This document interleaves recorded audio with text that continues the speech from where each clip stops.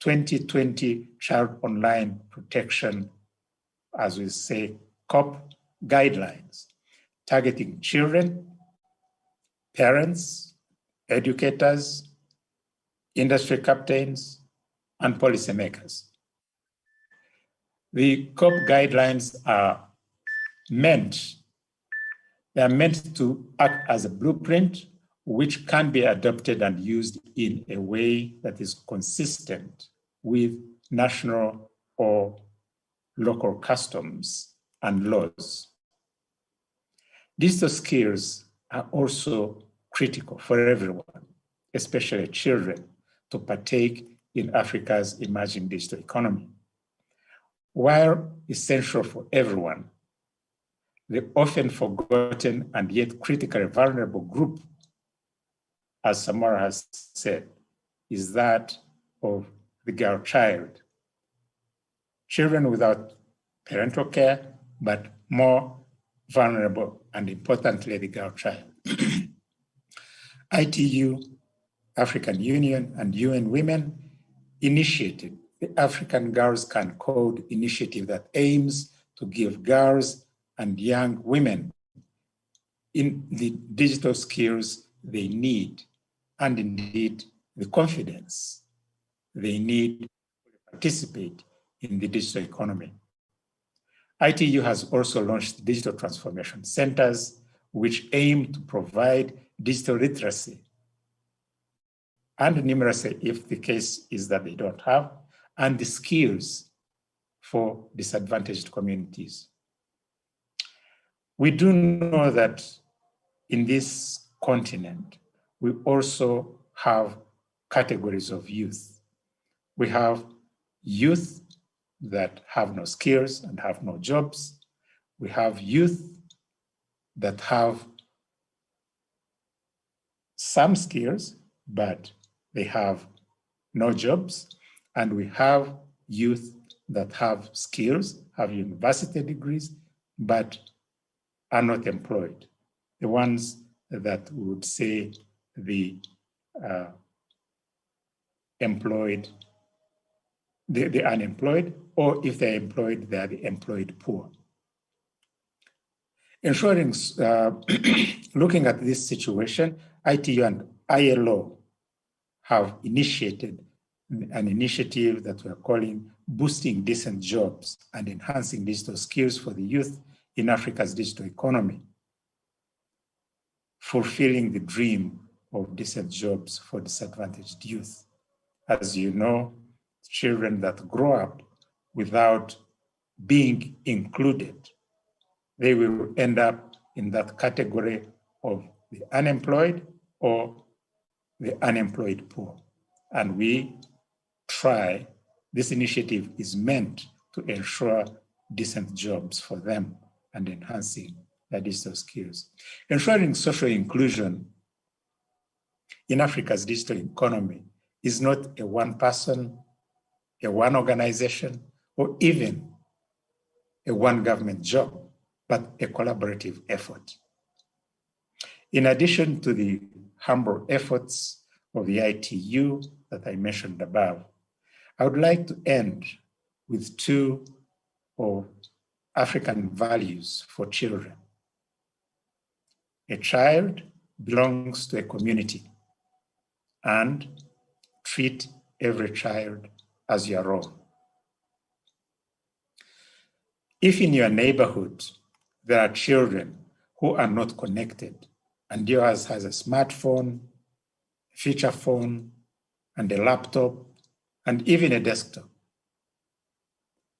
invite those kids once a week. Tell them about the COP guidelines to protect them, and let them play. You'll be glad you did. This is something that is in the capacity of every parent in your community. Better still, if your community has a multi-purpose hall or there is a school nearby to which these kids cannot afford to go, negotiate an evening a week to use their computer lab. children don't break computers as they would have you believe. And I'm sure there will be an abundance of volunteers who would want to work with those kids in that lab. Let's all use the civil society organizations and others to intercede with policymakers for these children and with operators to have special packages for children. This is entirely possible. And if they need justification for that, tell them these are good future customers. I'm sure you know where I'm going with this, but as time, I'm sure, is not on my side, I thank you for listening to me. And happy Social Justice Day. Thank you very much, Andrew, and thank you very much for really bringing home the issues of digitalization, and that digitalization is going to be the new norm, if it's not already a norm. Thank you also for reinforcing the point that social justice is required. Leaving these children out just adds to their deprivations. Thank you for reminding us that the child belongs to a community, and there are so many things that we can do for these children in our communities, and focusing us on some of the things that we can do. And I'll add that a child is a child. Let's always remember that. So it's now my pleasure to invite Miss Ida Nganga to speak to the digital environment and children without parental care. And some of the things that characterize Ida is that she's the global president of Startup Innovation. So once again, she's able to break the barriers of existing norms and introduce innovations in the way we do business. And it's in the context of international trade. Ida is also a founder of an award-winning regional consortium of experts for development who use technology and engineering as an enabler for achieving the sustainable development goals, and in our case, Agenda 2063. She's very committed to putting a spotlight on startup development, innovation, emerging technologies, technology transfer, gender inclusion, stakeholder engagement, and intercontinental collaboration. Ida, the floor is yours. Thank you very much. I hope my voice is coming through clear. Yes, it is very clear. Okay, thank you so much. It is indeed an honor to be here. And I would just like to wish all the participants on this call not only an inspiring session, but also for them to internalize what we learn about bringing social justice to the children, especially without parental care. And I think this is a conversation which is long overdue. That's why I was very excited to receive the invitation to talk, because this is a sector or a constituency that has been left behind.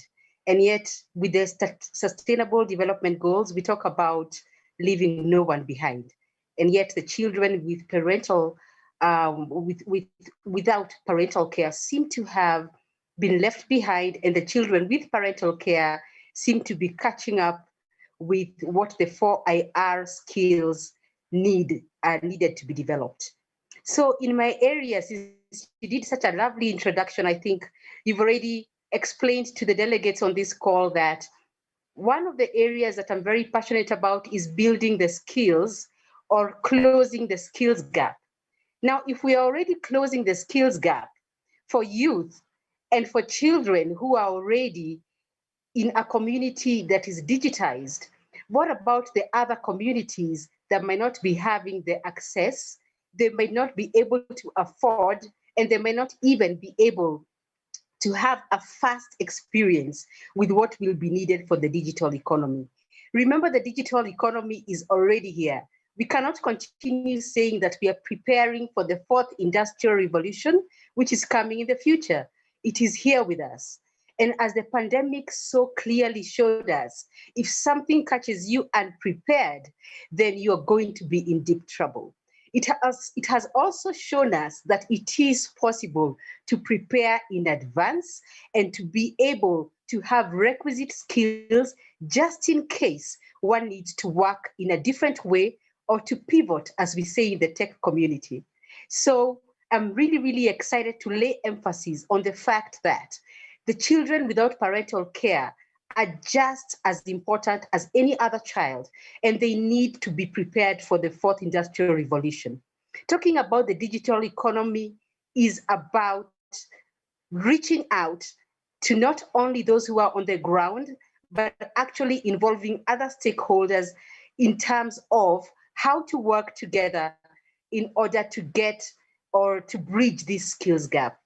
For these children without parental care, for example, it is important not only to bring the digital devices that are needed to them, but to actually bring the learning to them.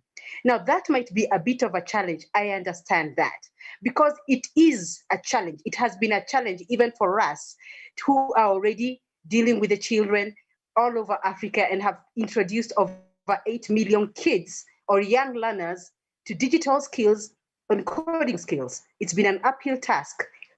But now I have to call upon the rest of the community. We cannot leave this work to just a few people who are already engaged and or who have the relevant tech skills to take the skills to these children and these young people. We have to say, what can we do on our part? Is it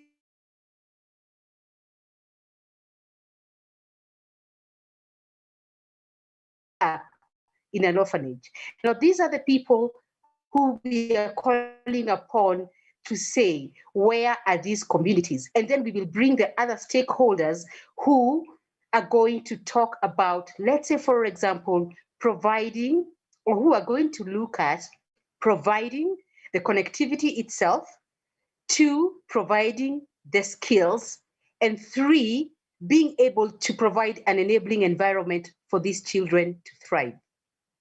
Now, when it comes to the digital community, you need to remember skills are everything, and it's all about technical skills. I am sorry to say that it has not been done yet, and it's even difficult for youth right now in the community to engage digitally on the level that is needed. But I am excited to report that the communities that want to get involved, that want to be engaged, and that want to bring the skills not only to their own local areas, but also to their wider regions in general, are many. And most of them are here on this call, and I'm very excited that we are here to work together and to chart the way forward on how we can best do this. So thank you everyone for having me. And yes, when we need to reach out in terms of skills, you can call upon me. When you need to find out which are the requisite skills that you should first bring to the children without parental care so that it's a smooth journey and a smooth entry for them into the digital economy, do call upon me and the rest of my colleagues who have spoken on this call. So thank you so much and God bless. Thank you very much, Ida, for your personal commitment and the passion that reverberated through your remarks. Very, very much appreciated. And I'm sure there are people on this call who will begin to knock on your doors.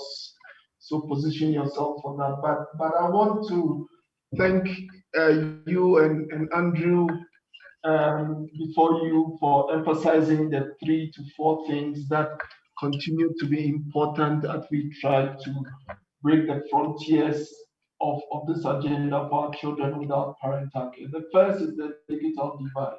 And Andrew, you are very clear in saying that every child has every child should have equal access to technology and to the internet.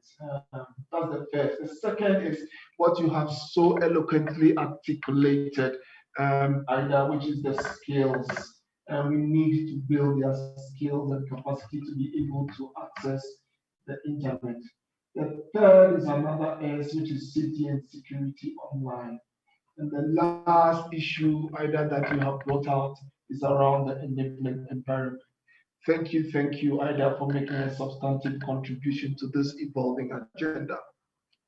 It's now my pleasure to invite my sister, Ms. Grace Mwangi, to say a few words and to help frame the agenda moving forward.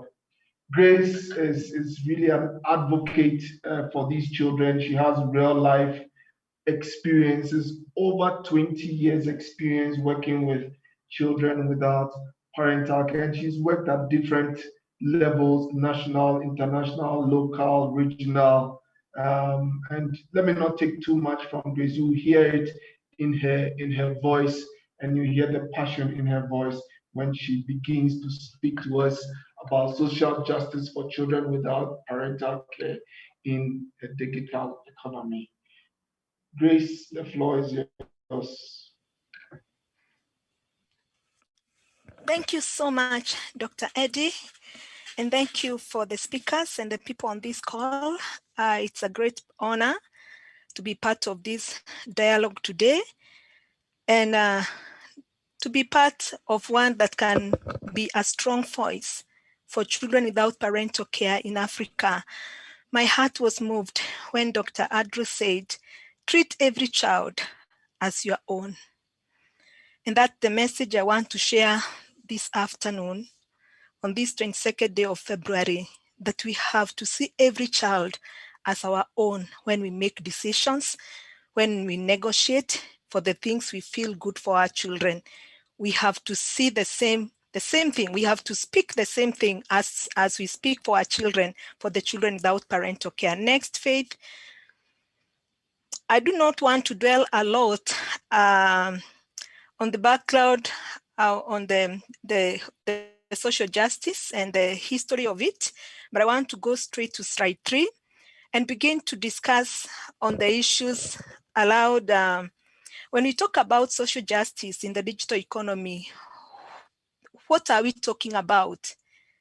And I would want us to look at 3 critical areas that we should think about: equality of rights, equality of opportunities, and equity in living conditions for all individuals and households. When we think about children without parental care and reflecting on what Samora talked today, equality of rights, children without parental care seems to be isolated, seems to be not thought of, and this seems to come second, not first.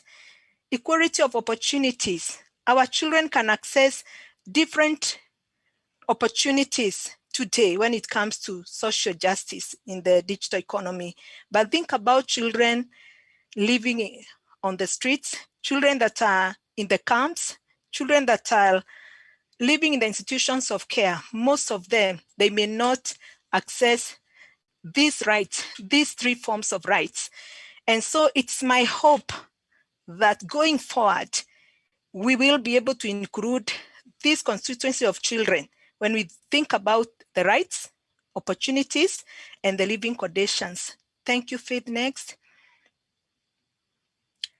Thinking about the World Day of Social Justice and the history of it, UN, recalling the Copenhagen Declaration 1995, you can read about it. This was a clarion call that was given to all member states to devote this special day to the promotion at the national level, concrete activities in accordance with the objectives and goals of the World Summit for Social Development and the 20th special session of the General Assembly. So it's not just a day, but it's a day with activities that would be able to achieve things that will be able to propel the world ahead. And so thinking about social justice, we have to include in our discussion, not as an A or B, but as a main agenda in terms of the children without parental care. Next, Faith, so that we can understand. 1, for us to include children without parental care, we have to understand who are they.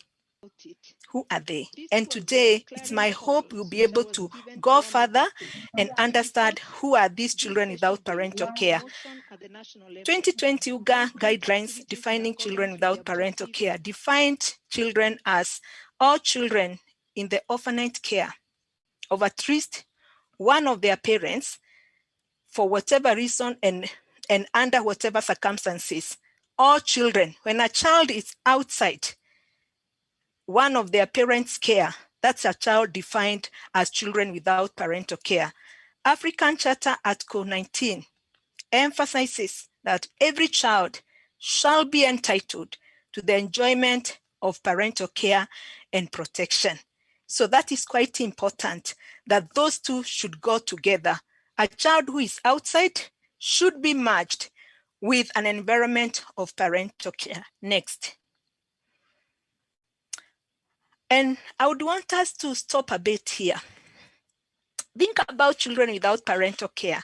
And I remember Samara talking about there are different groupings, different categories. And today I would want to highlight these children who are not within one of the parental care. And these are children, either they are in the institutional care or residential care. They are children in detention, child-headed households, children living on the streets, children in the conflict situations, trafficking and other forms of exploitation, unaccompanied children and separated children, refugees and internally displaced children, abandoned babies at birth, children of incarcerated parents and primary caregivers, lost and missing children, and even the devastation of COVID, you'll be able to see many children are at risk or they are potentially almost losing parental care. And any other child that would come to your mind today, no child should be left behind when we talk about children without parental care. And when you think about these children, they are children that are deprived of love, deprived of identity, deprived of care, and their countenance can tell you. They are looking out there, asking, who can be there for me? Who can accommodate me? Who can care for me? Next. We are talking about children without parental care. We have to understand the scale and the state.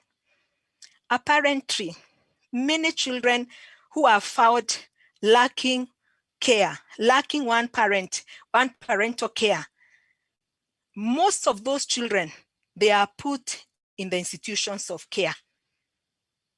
5.4 million children allowed the world continue to live in the institutions of care.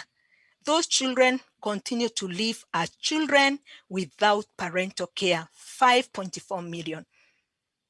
Even though 80% of these children, they have at least one and living parent.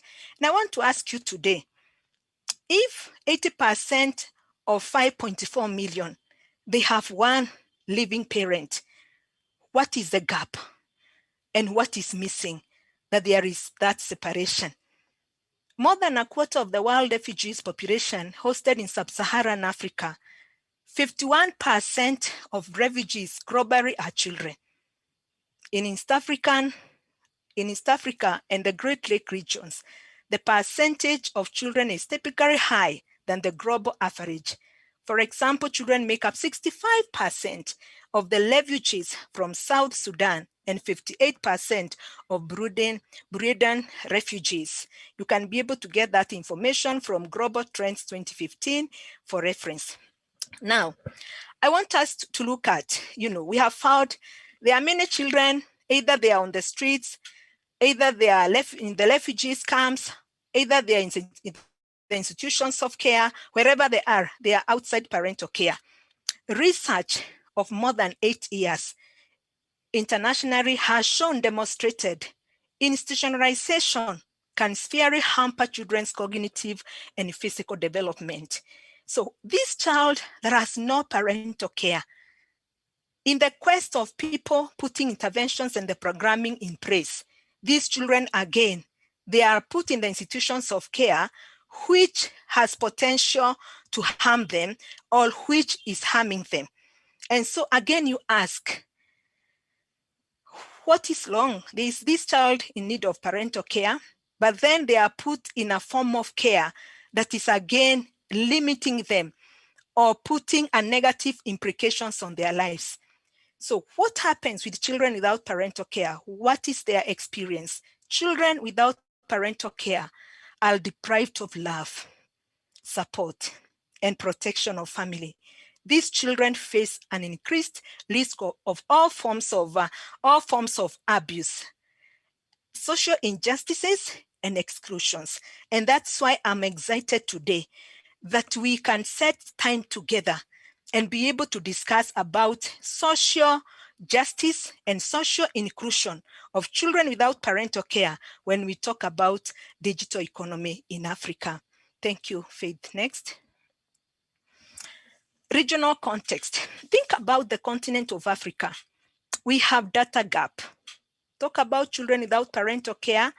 Ask the member states in the continent how many children are living on the streets. It will be quite difficult. How many displaced children in the refugees camp? It will be quite difficult. So these are children that we do not have data. So we are talking about solutions and possibilities and opportunities. But when you ask how many children that you are planning for when it comes to children without parental care, we are not able to answer because we do not have data in place. So data and incomplete data impairs the planning of interventions, allow children without parental care, all forms of interventions. 2, if we don't know the scale and the status of children without parental care in Africa, how can we effectively include them in the digital economy discussion? That's a question that I'm posing to you today. And I hope we will begin to see it as urgent so that what Nganga talked about today, we can be able to include them in this discussion, and not only to include them, but to be able to see them tapping into the opportunities. Next. The context and the social exclusion. Next. We will look at, again, looking at the Copenhagen Declaration in 1995, there are a few key aspects that we should highlight and be able to bring them home. We continue to see the gap between the rich and the poor has increased. What does that mean? If that gap is not closed, there will be unnecessary family separation. Children will be plucked out of their families because of either the poverty or struggling of the households. Abject poverty, living in survival mode with every limited access to income and resources, education, healthcare, and nutrition. And more so, women affected, thus endangering the children. Serious social problems talk about economies and communities in transition, such as rapid urbanization. There is high levels of unemployment, children living with disabilities, and refugees or internally displaced persons. So when you think about this, children again are affected. So if you are not going to work hard to close these gaps, then we will be dreaming about social justice in the digital economy for children without parental care. So these are some of the things that we need to consider today, moving forward, that if the households are struggling for their daily basic meal, talking about digital economy, it will be something else they may not consider today. Next, Fade.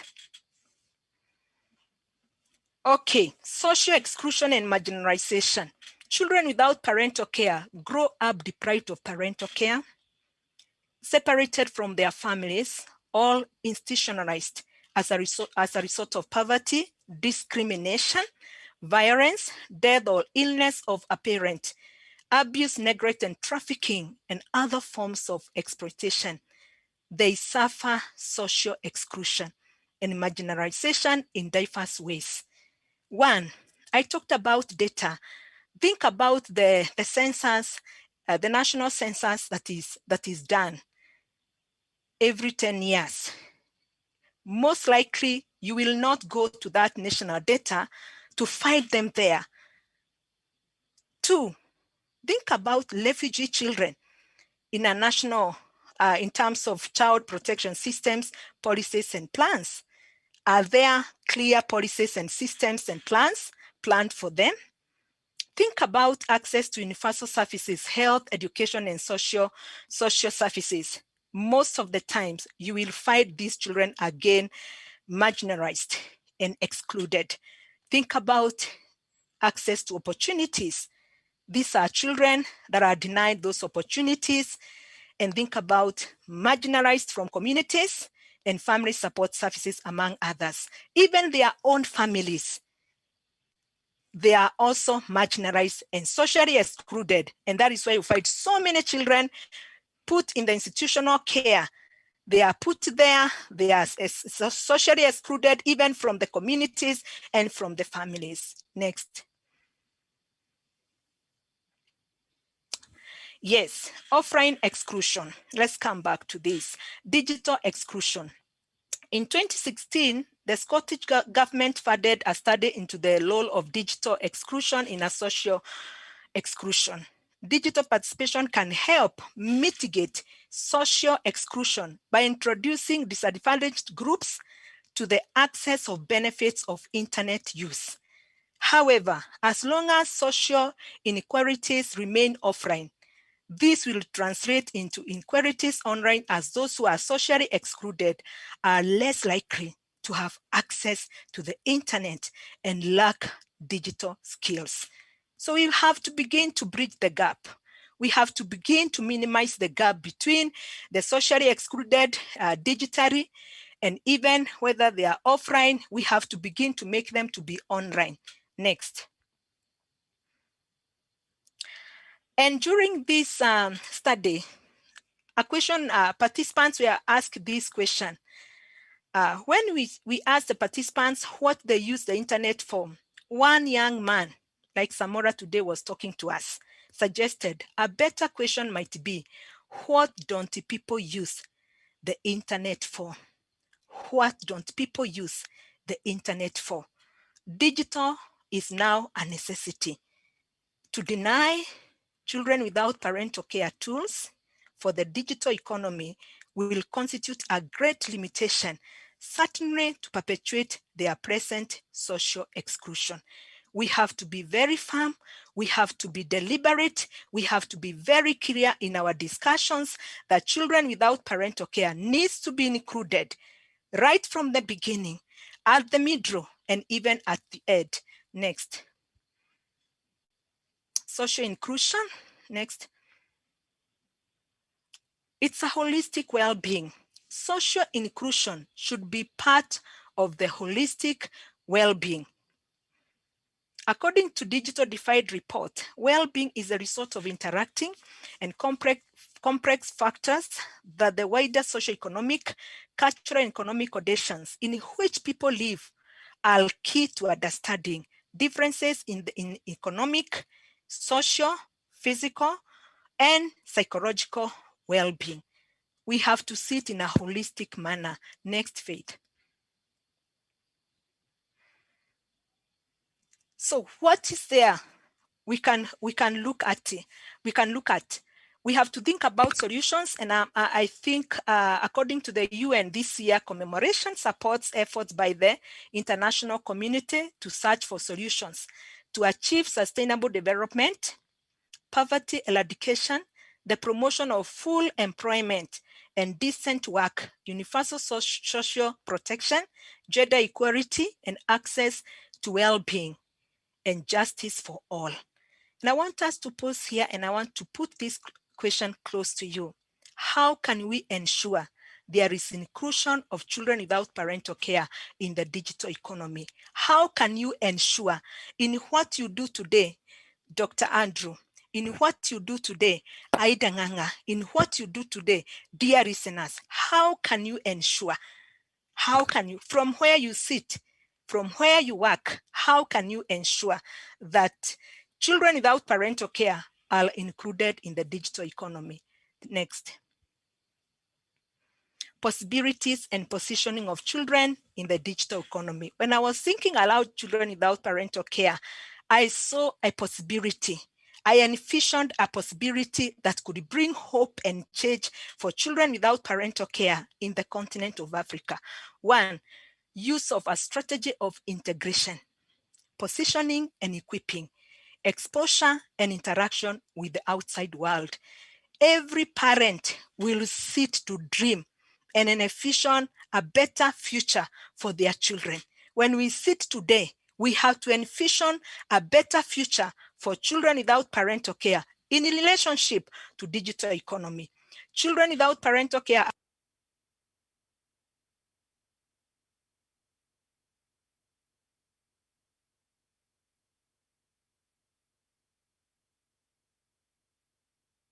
Sorry, Grace, I think we have lost you.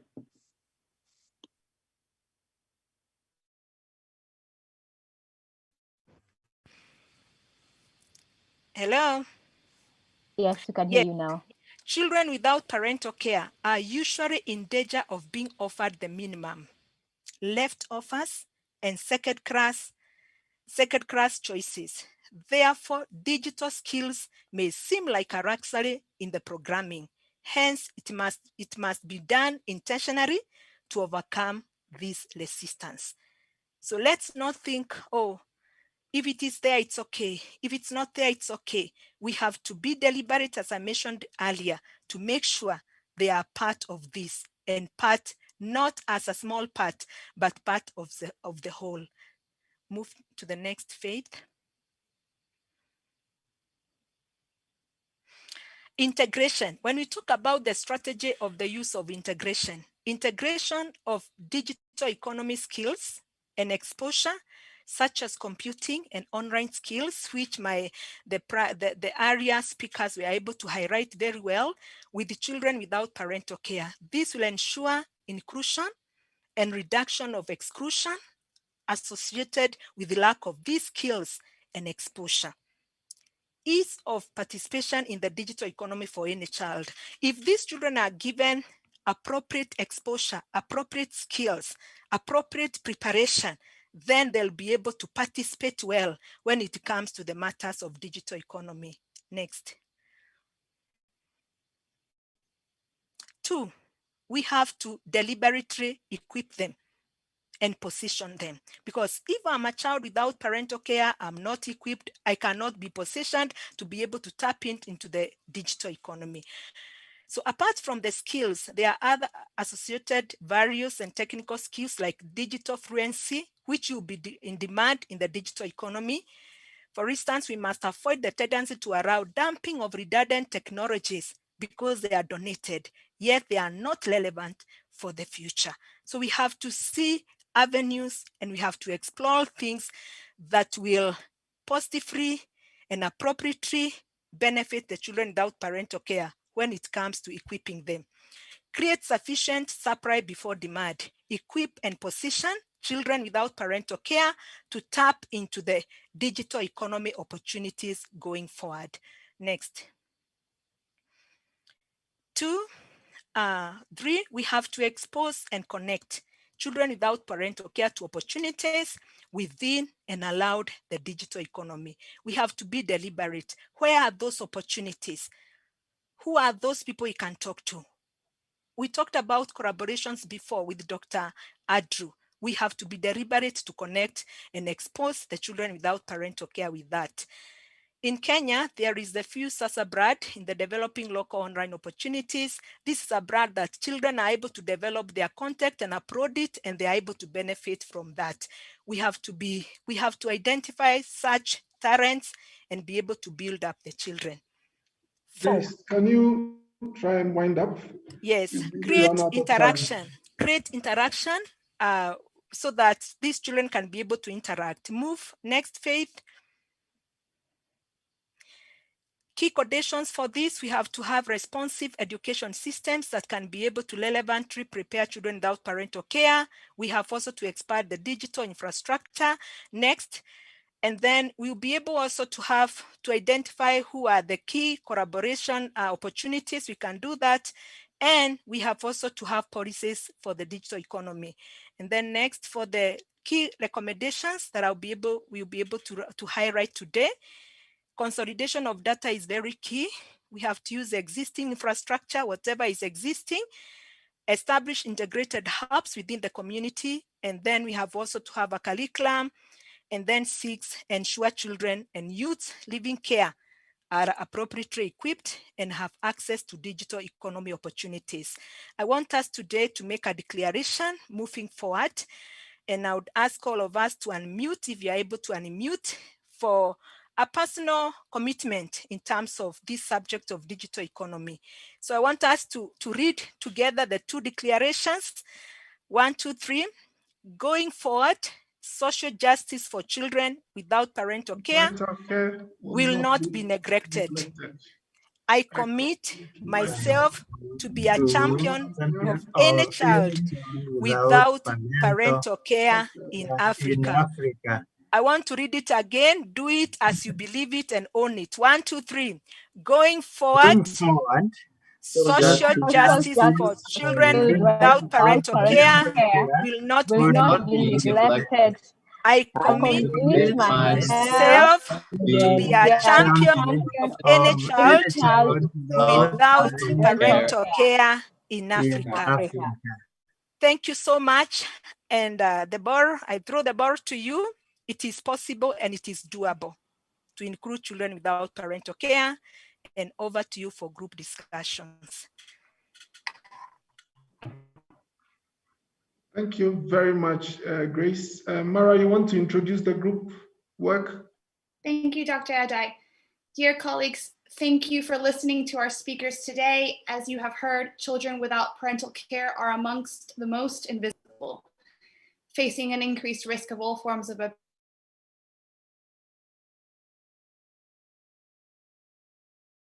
into 2 discussion groups to continue the conversation, and short plenary discussions will follow. So the first group will explore the topic of social justice for children without parental care. Social justice is about equality in all its forms. So how do we achieve social justice for children without parental care in Africa? And how can we adapt and transform and maximize our programming in this regard? And has the digital economy brought social justice closer or further away for this particular group of children? That will be the discussion for group 1. Group 2 will explore the topic of opportunities of the digital economy for children without parental care. So how can we utilize technology to enhance the rights of children without parental care? How can we maximize the digital economy to improve data gathering around this often forgotten group? And apart from all the opportunities the digital economy presents, what are some of the challenges? Our group facilitators will guide us through some of these important questions, and group discussions will be collected through the use of Google Jamboard, and our group rapporteurs will report back in the plenary. So please, we encourage you to share your perspectives, your experiences from your practice, and to consider innovative responses, challenges, and opportunities. And together, let's bring about workable solutions for children without parental care. Over to you. Thank you very much, Mara, and Grace before Mara. Derek and Jennifer, please take us into groups over the next 20 minutes. I think there are some instructions that you are beaming out. So can you speak to us on what to do, Derek or Jennifer? So they need to choose the group that they are going to join. So it is automatic. If not, they are not able. Derek and I are going to ensure that we assign them. Actually, Derek is going to assign them.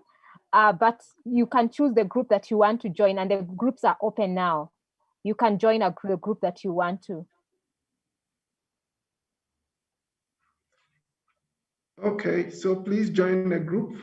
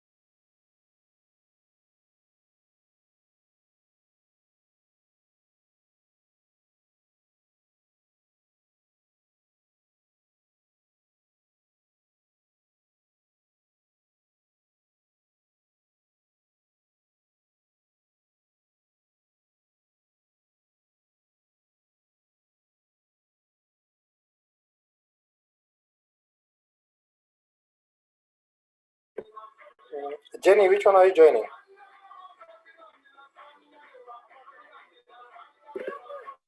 Jennifer is going to group 1. I think, yeah. Sorry, Derek, she's going to group 2, sorry.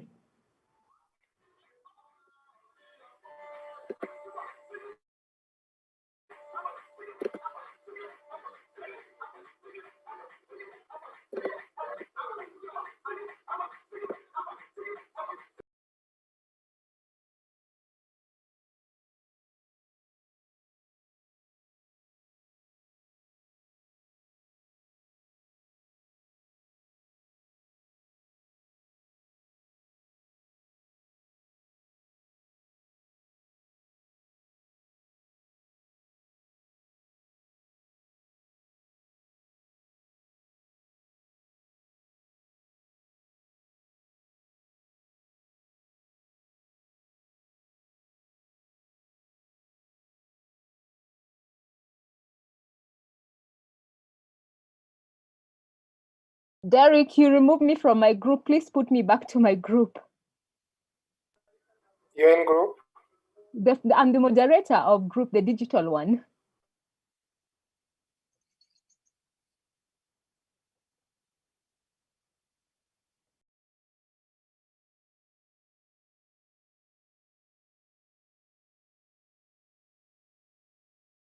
Please join, just add me.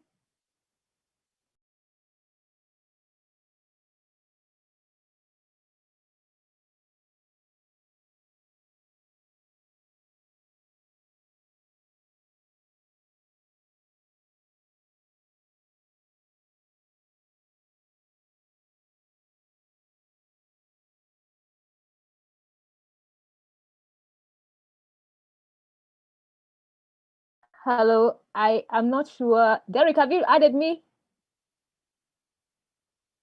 Yes, Derek? Jenny. Hello, you can hear me. You have many accounts from Total. I've added all of them.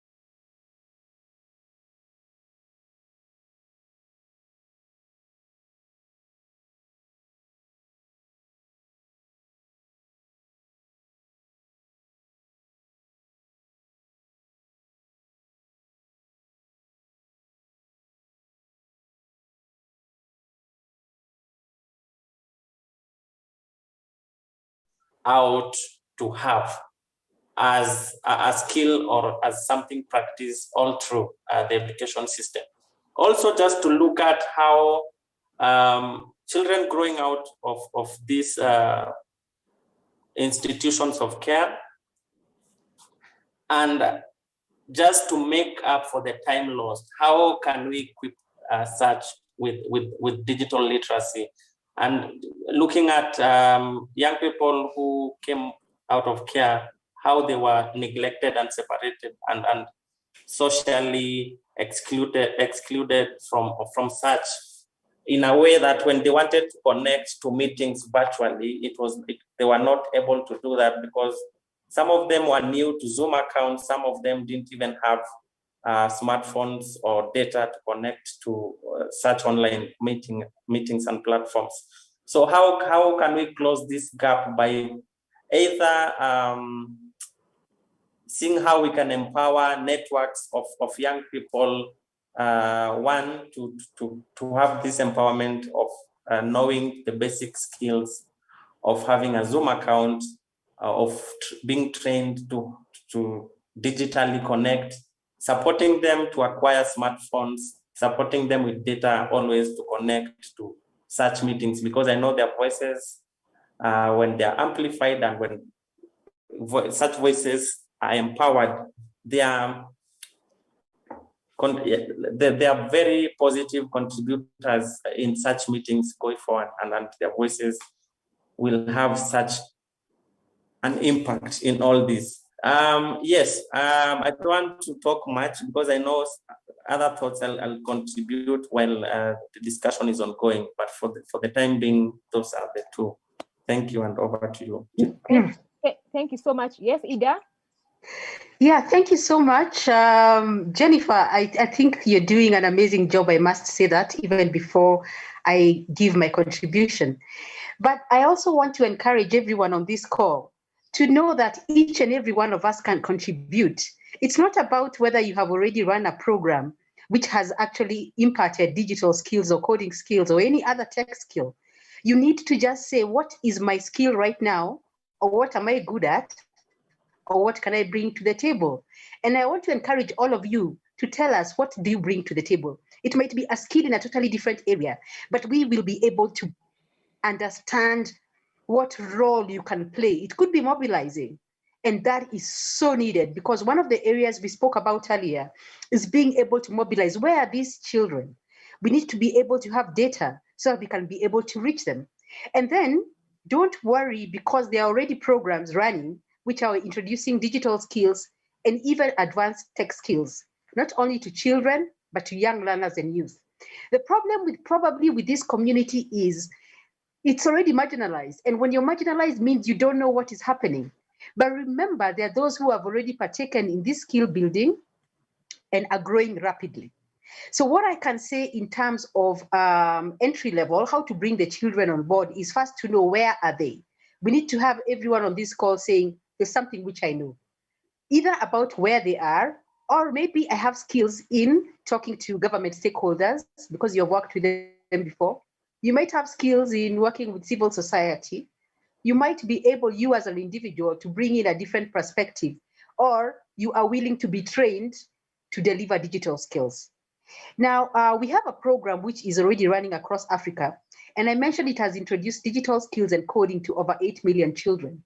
Now, one of the reasons why it would be easy to bring these children on board, the ones without parental care, is because there's already a program running, and I am already on this call.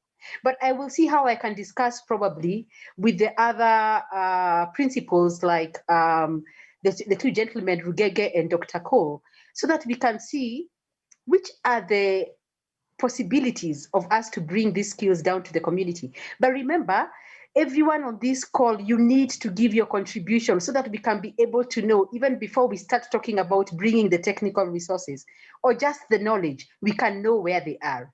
And also, all of you, we are able to upskill you, not to the level where you're delivering the technical skills, but you can be able to start offline.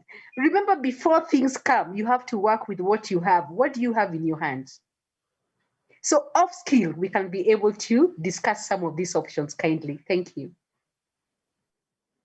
Thank you so much, Ida. I don't want this conversation to be about just on the speakers who are in the speakers, but the next question, Ida, you have said something. Where are these children? And that is my next question. So when you're talking about digital economy, digital environment, we are talking about data. Okay, right now we have issues with WhatsApp because WhatsApp wants to collect our data, and everybody's leaving WhatsApp in their droves. Okay, so but how can we use digital economy to be able to keep track of these numbers and to be able to know what services do these children need beyond the digital skilling, services like, for example, health, services like psychosocial support, services like education, you know, how can we ensure that these children, using the data that we have, they have able to access this data? And I want this question, I'm looking, Felicitas, are you there? I thought I saw you, Feli. I saw Felicitas. Please lift up your Okamoto. Yes. Yeah, go on, Kamoto. If you're able to respond to that one, how can we be able to use these skills that we have to ensure this data? There's a lot of data, you know, on because of digital economy. Right now, you're on Zoom, we collected data. You go on Facebook, they collect. How can you be able to use some of this data that's being collected because of digital economy to enhance the lives of children? Well, I would like to answer the first one. Where are these children? Oh, go on. Come on. Yes, like the last speaker was saying, what we need is to know where these children are and how we can make sure that they are where everybody can see them in order for them to be given the services. I would say there are some areas where you know where these children are. There are some that are not easily visible, but there are people that we can contact to make sure that we know where those children are, and have institutions like libraries where we can be able to bring them together and get the technical skills to give them the skills that are needed for them to be able to participate like any other child. And the data is if we don't have data right now, what we can do is to make sure that we collect that data through identification of those children and be able to ask for assistance with those who have technical know-how to be able to put, to be able to get those children on board, because I cannot say that we can't find them. They are there, and there are people who know where they are.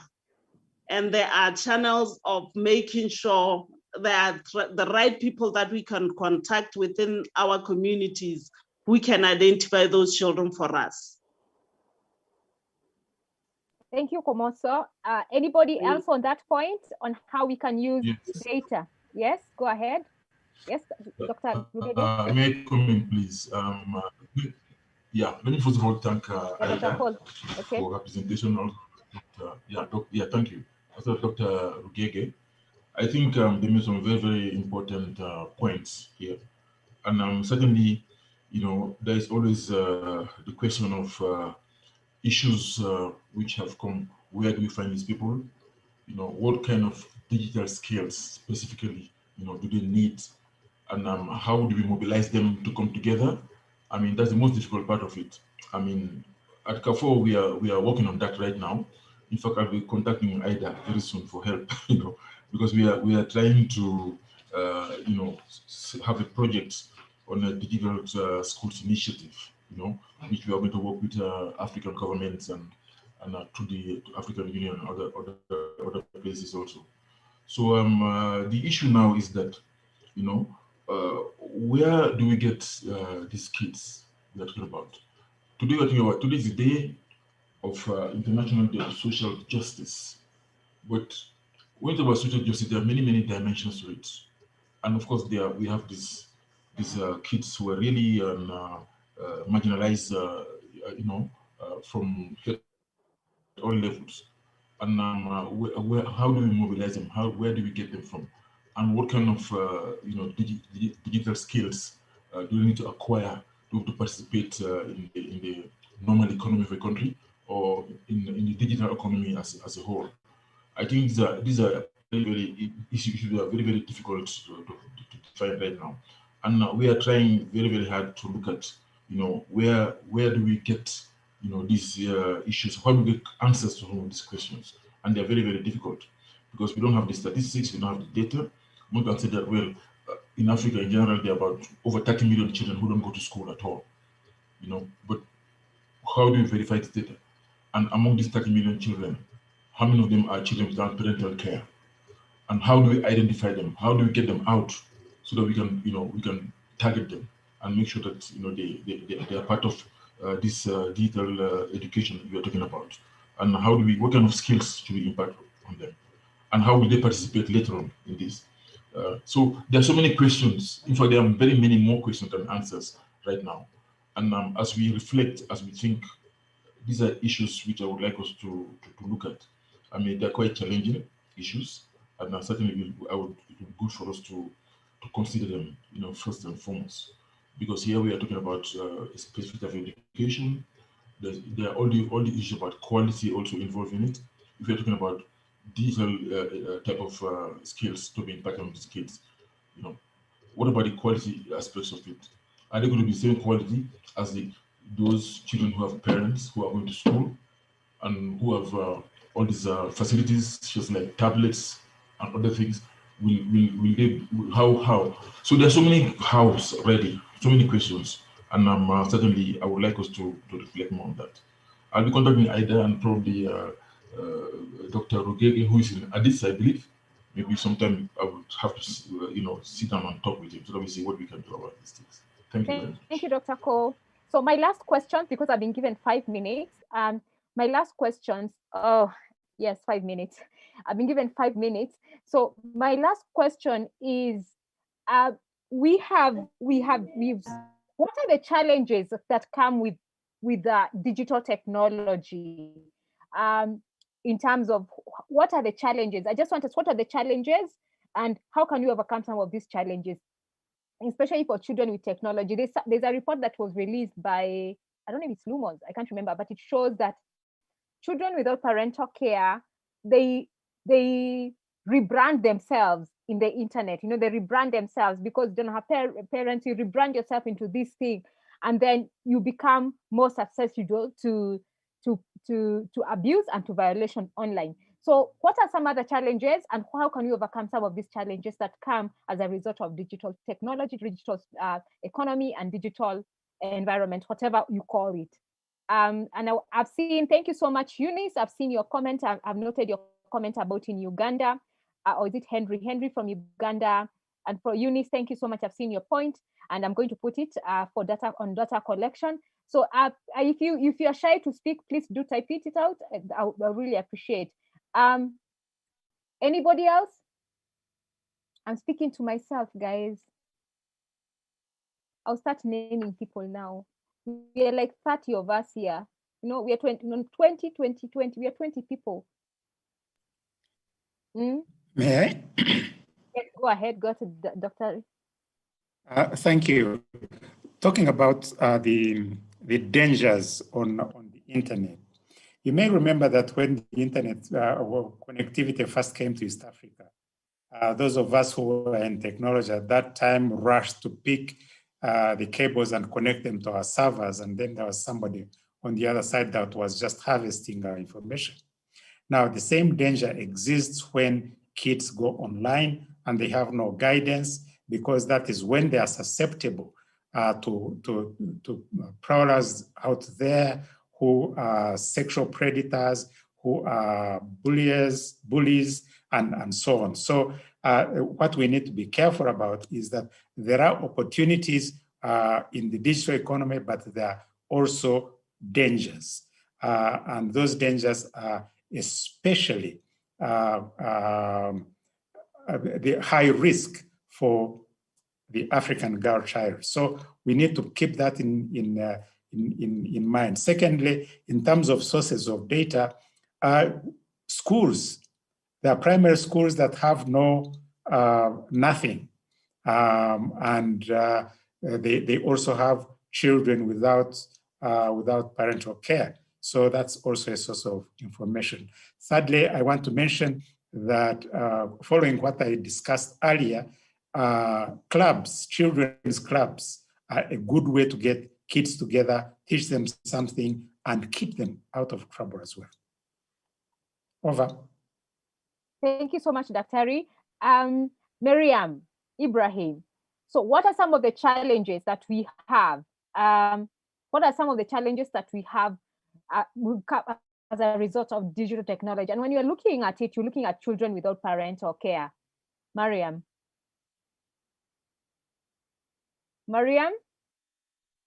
Okay, Mercy Othiambo?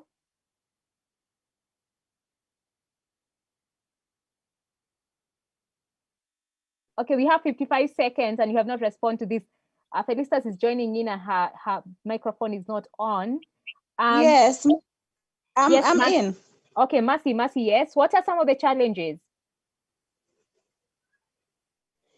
Just a minute, I'm talking. Go ahead. We have 30 seconds. We need to go. Hello. Yeah, go on, Mercy.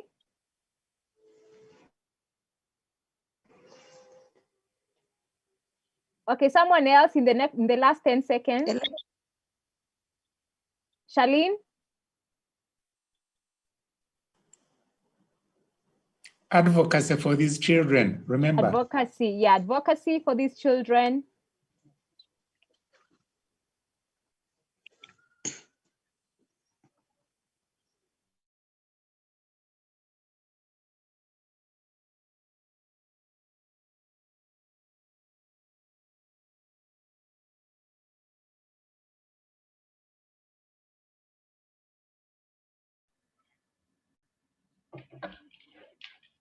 Okay, welcome back from the group discussions. I hope you had a very good discussion in your groups.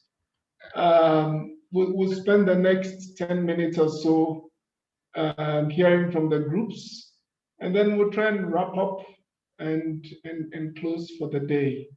And after the group presentations, if any of my speakers would like to make some final remarks, I'll give them the opportunity to do so.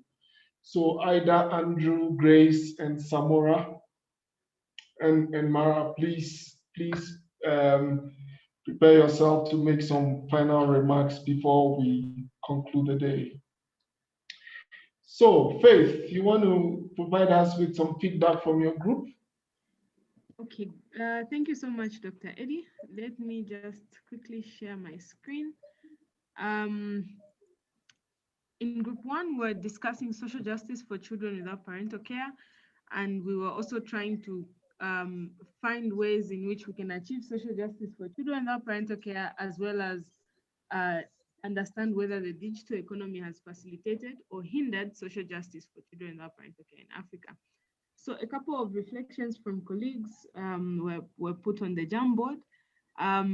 In summary, we see that one thing that stood out most was that children should not be considered as consumers only, but should be moved towards producers in accessing social justice. So they should not be seen as customers all the time, but they should be fully involved in the processes of ensuring social justice for all. We also see that in achieving social justice, people brought in issues of skills training, eco-economic rights, reduction in discrimination, equal opportunities, reduction, that is also reduction in exclusion, as well as family-based and community-based programming as a way of ensuring social justice for children without parental care. And lastly, one of the things that came out strongly was to limit social inequalities, and also advocating, lobbying governments to provide access. This is in terms of digital gadgets to these children who are without parental care. Then lastly, in our group, we discussed whether the digital economy has facilitated or hindered social justice. And in summary, we saw that an opinion on the initial introduction of children without parental care to the digital economy may be unsafe. So these children may be subject to violence online or online harm because they are not aware of how to use this digital technology. So it may be a hindrance to social justice in a way. And then also picking up on basic social digital skills is a hindrance to penetration in the employment space. We saw an example where digital skills nowadays are relevant for someone to get a job. So that may also hinder these children from getting jobs and further cause social injustice for them. And finally, we see an opinion that came up which highlighted that it has hindered, that is digital economy or digital technology, it has hindered social justice by increasing the access gap because children from well-to-do families can provide them with gadgets, but those from less well-to-do families or low class are left behind. So Dr. Eddie, in summary, these are the discussions we had on social justice for children without parental care, group 1. Thank you, and over to you. Thank you very much, Faith. Let me now invite Jennifer or the rapporteur to feedback to us. Jennifer. Thank you, Dr. Eddie. Ida, did you manage to get any notes, or I read what I have? Ida? I don't think she's in. Okay, let me just, so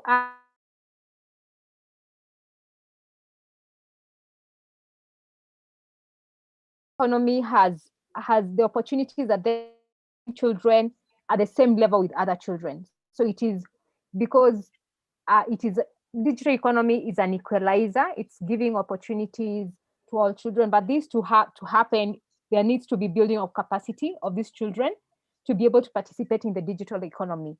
So that means digital skilling them on everything, like for example, on how to do online business, on how to code, on digital literacy. So that is important. And then so in terms of on question 2 on data. So the first question is, where are these children? And using technology, we can be able to identify these children and be able to verify them. Okay, using technology, we can be able to use that. But also we need to think about access. Okay, access of infrastructure. Infrastructure meaning internet, gadgets. Okay, electricity. You know, considering that in Africa, lots of children don't have access to electricity. So we need to, when we are talking about all these, some of the challenges is access. So do you have access to internet? Do you have access to gadgets? Do you have access to electricity for this to happen? So that is very important to happen. So we can use technology to be able to advocate for children without parental care.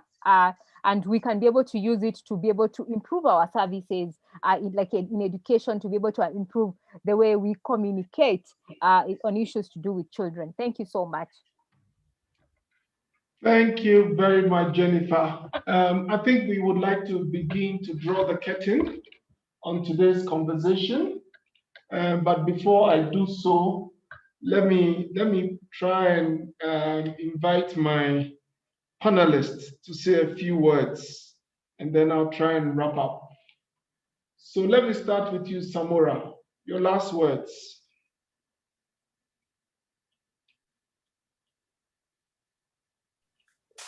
Thank you, Dr. Eddie, all the speakers and our participants, and just listening in and learning from the wide range of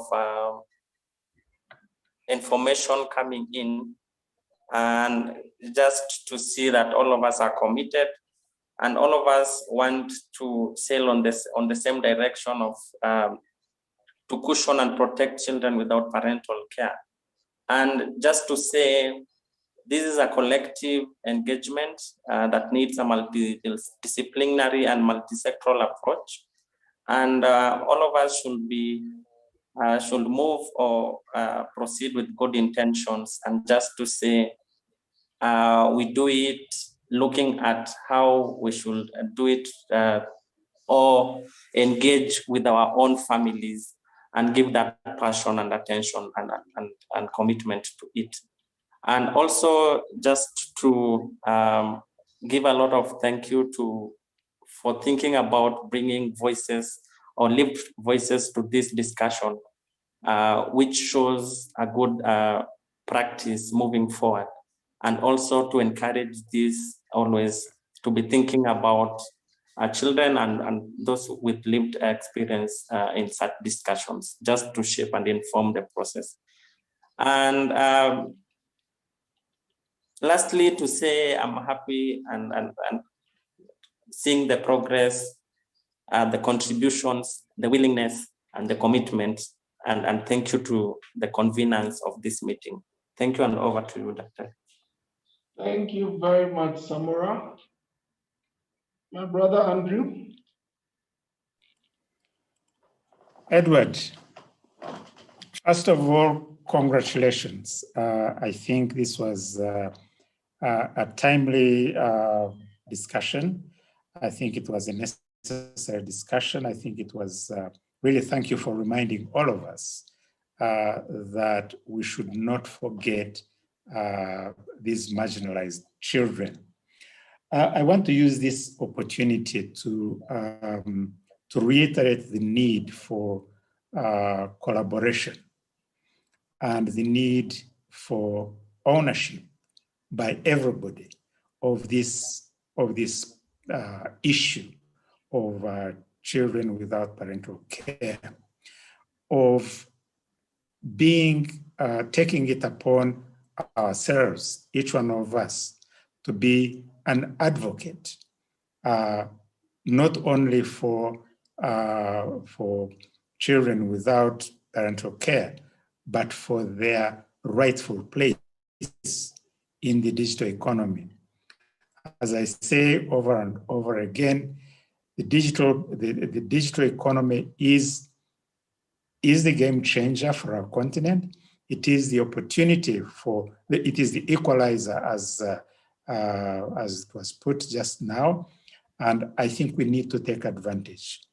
In terms of advocacy with governments, with schools, with international organizations, I want to be deliberate.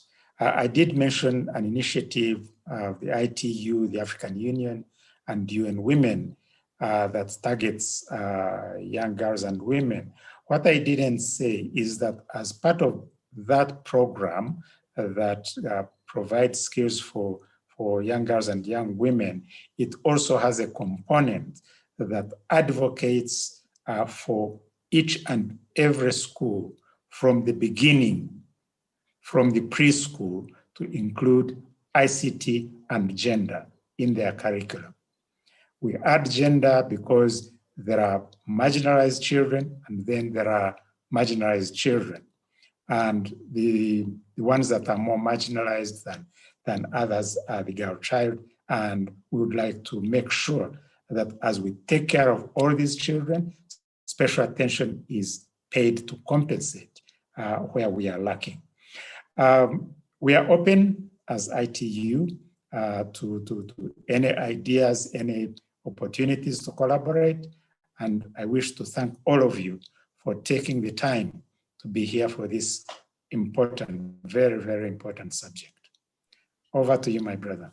Thank you, Dr. Andrew Rugege. It's always a pleasure listening to you. Thank you for your commitment. Ida?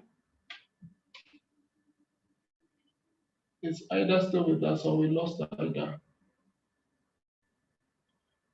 Okay. Let me unmute myself. Okay. Thank you so much. Thank you. Okay, all right. Thank you so much, Dr. Adai. I really, really am very impressed actually by the willingness to bring this issue forward, especially on such an important day. And a big thank you to all the delegates. And when I hear of the contribution that I had by the speakers, I was just not only impressed, but I was inspired. And I was inspired that change can happen, not only now, but also at a larger scale than we thought.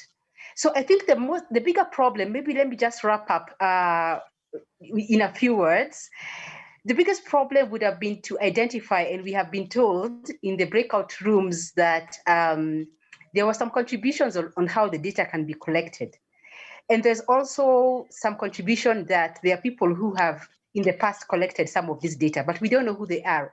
So as Dr. Rugege said, it has to be a concerted effort. We have to work together because we cannot work in silos. Someone has the information that we need, and we need to know who that person is.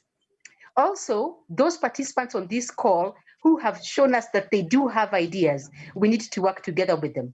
Because remember, when in the previous revolutions, it's the civil society that took the lead. The government cannot start a revolution. It's the people who must start a revolution. So before we start saying, bring the resources, where are these resources, bring them to the ground, civil society needs to say, we are already organized. Here we are. These are the different constituencies that need the help. Tell us how we can engage in taking the information down and bring any other people who are experts, and we will show you how we can host them. That is how we must work together. So thank you. And also thank you to Dr. Cole, because he has shown that he has a willingness after this meeting to discuss or to go out and find out how we can bring resources to scale already existing programs to reach this specific group of marginalized young children who we love very much, but we don't know who they are. So thank you so much. It is our calling, it is our work, so we shall do it. So thank you and God bless. Thank you very, very much, Ida. And the passion always reverberates in your voice. And we appreciate your commitment to push forward this particular agenda. My comrade in crime, Grace. Yeah, thank you so much, Dr. Eddie. And all the participants today. There are viable solutions within us and they are existing. I think it's high time we deliberately support them and strengthen them.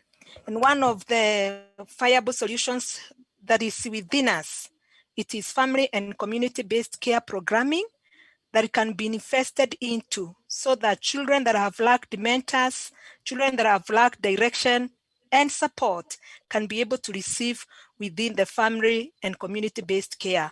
So for me, my clarion call is that to accord children their first light to a family and community-based care. Thank you. Thank you very much, Grace. Mara? Thank you very much, Dr. Adai. I will leave all of you today with two final thoughts from my end.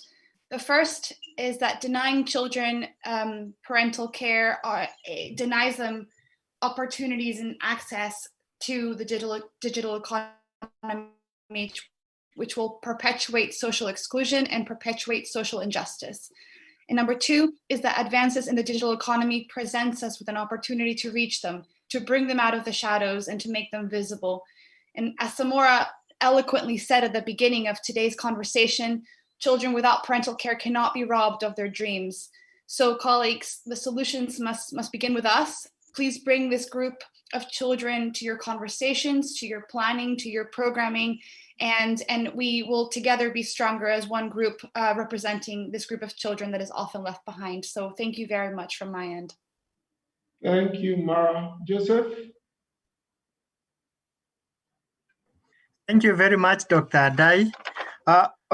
For me, I will think the conclusion to this discussion from my head, we are talking of without parental care, but before we come to without parental care, we are talking about children. I think that's the basic message.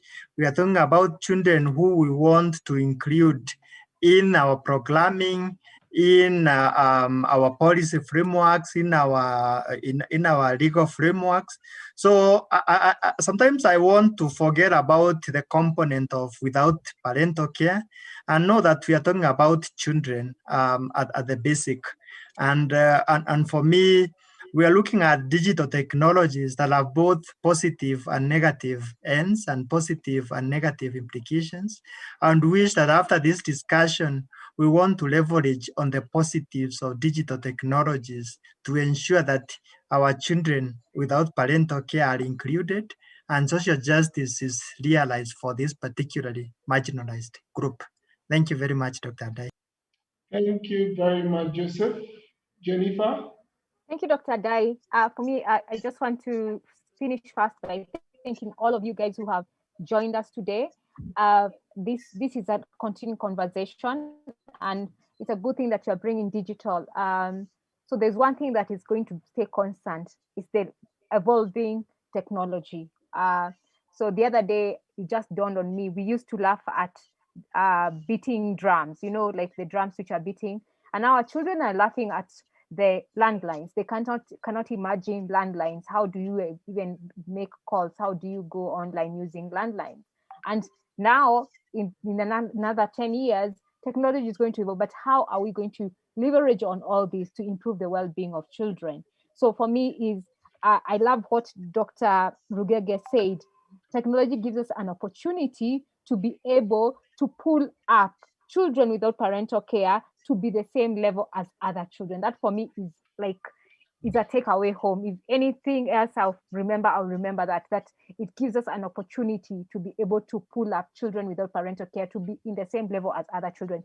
That children are living on the street, children in institutions, children in statutory institutions, all of them on the same level. Thank you so much, Dr. Adai, for this. Thank you very much to everybody who's participated in today's conversation to commemorate the World Day of Social Justice. In particular, how we can achieve social justice for children without parental care in a digital economy. Let me say what I've heard, and thank you, Jennifer, for the notes on which you ended, because I want to build on that and definitely building on what everybody else has said. The first is that these children are children. Thank you, Joseph, for reminding us. And thank you, Dr. Rugege, for reminding us that a child belongs to a community in the African context.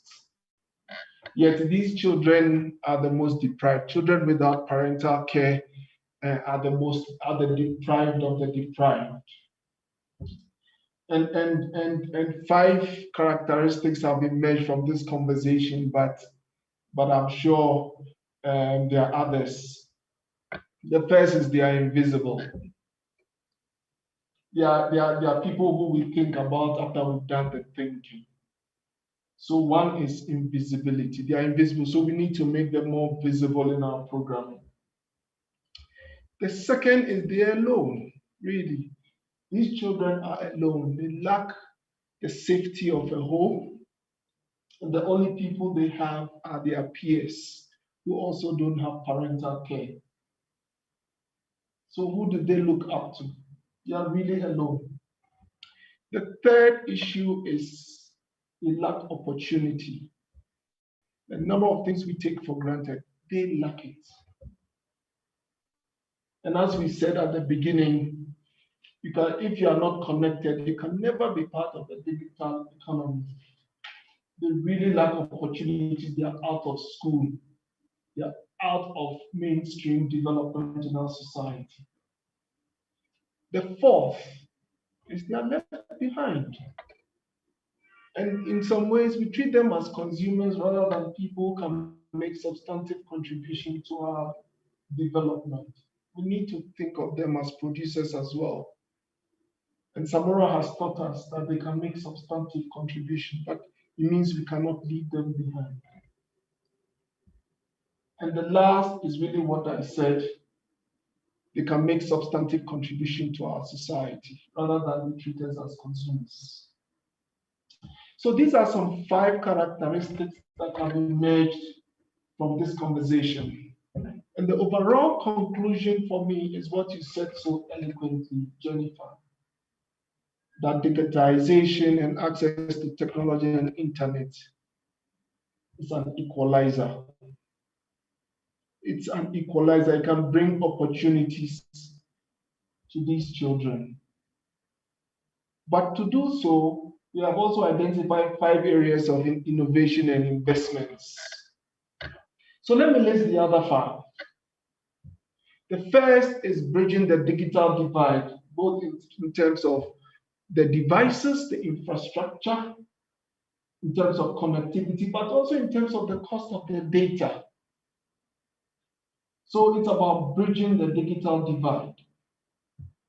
The second is really about what Ida has spoken so eloquently about. It's about the digital skills and capacities. We need to invest in reaching them with skills and with capacities to be able to exploit the internet. Third is we need to work together with ICT providers, and Dr. Rugaga, you made the point so clearly, to make that space safe and secure. You don't take a child who is in an institution or on the street and put that child in an insecure place. And I think that's the point we're making very clearly, Joseph. We make the place safe and secure. The fourth is we need to provide family support and community support to these children. These are investment areas that we need to put a lot of effort.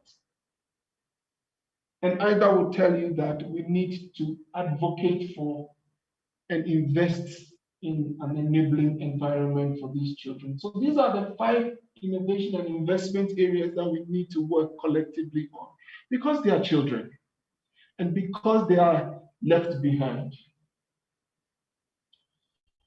But it takes us to another 5 set of strategies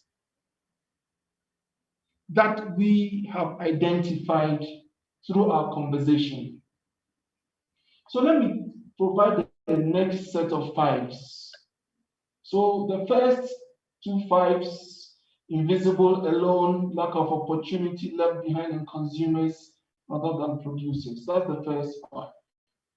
The second 5 is bridging the digital divide, providing digital skills, safety and secure family system strengthening, and advocate for an enabling environment.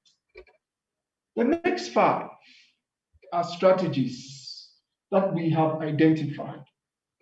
At the core of this thing that we reflect on this special day is we need to identify and reach out to them.